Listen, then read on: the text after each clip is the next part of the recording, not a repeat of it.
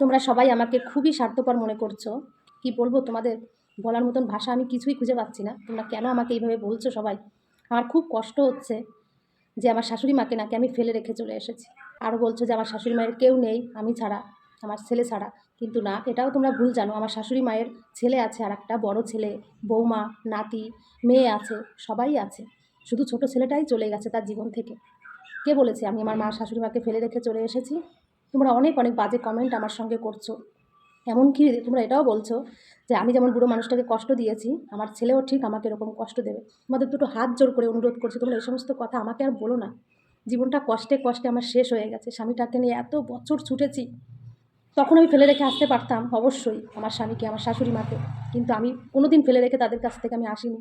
আমি তাদের সারা জীবন পাশে থেকেছি। আমার শাশুড়ি মা আছে, তাদের পাশে আমি অবশ্যই থাকবো। আমি কি বুঝি না সে সন্তানহারা হয়েছে, তার কত কষ্ট হচ্ছে? সবটাই আমি বুঝি। তোমাদের থেকে বরঞ্চ আমি বেশি তার কষ্ট বুঝি, যেহেতু সে আমার শাশুড়ি মা। আর মাও ভালো করে জানে যে আমি বৌমাটা কেমন। তাই তোমাদের কাছে অনুরোধ, তোমরা যারা এই সমস্ত বাজে কমেন্টগুলো বলছো না, তোমরা সবাই, তোমাদের কাছে অনুরোধ, তোমরা সবাই আমাদের বাড়িতে এসো, আমার শাশুড়ি মায়ের কাছে জিজ্ঞাসা করো যে আমি স্বার্থপরের কী কাজ করেছি। মা নিশ্চয়ই তোমাদের সমস্ত প্রশ্নের উত্তর দেবে, কারণ মা জানে তার বৌমা কেমন। অবশ্যই ভালো করে জানে। আমার আত্মীয় স্বজন, আমার শ্বশুরবাড়ির দিক থেকে সবাই জানে আমি মানুষটা কেমন। তোমরা প্রত্যেকটা মানুষের কাছে জিজ্ঞাসা করে দেখবে যে আমি কেমন মানুষ, স্বার্থপর নাকি বিনা স্বার্থে আমি সমস্ত কাজ করি। কোনো কর্তব্যে আমার শাশুড়ি মায়ের আজ পর্যন্ত আমি কখনো ভুল করিনি, আর ভবিষ্যতেও করব না।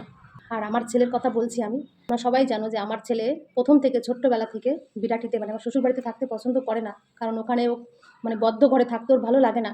যখন মামা বাড়িতে আসে, চারিপাশে খোলামেলা পরিবেশ, সবার সঙ্গে কথা বলতে পারে, গ্রামের পরিবেশ ওর খুব ভালো লাগে। ও বারবার করে আমাকে বলে, মা আমার কলকাতা একদম ভালো লাগে না।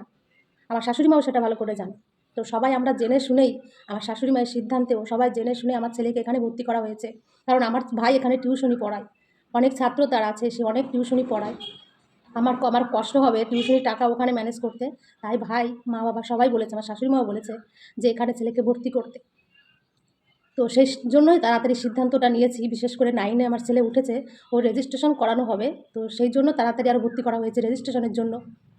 তো তোমরা কেন এই সমস্ত বাজে কথাগুলো আমাকে বলছো? কেন এরকম অভিশাপ দিচ্ছ আমাকে? অভিশাপে আমি পুরো জর্জরিত। স্বামী একটা ছিল, সেও চলে চলে গেছে।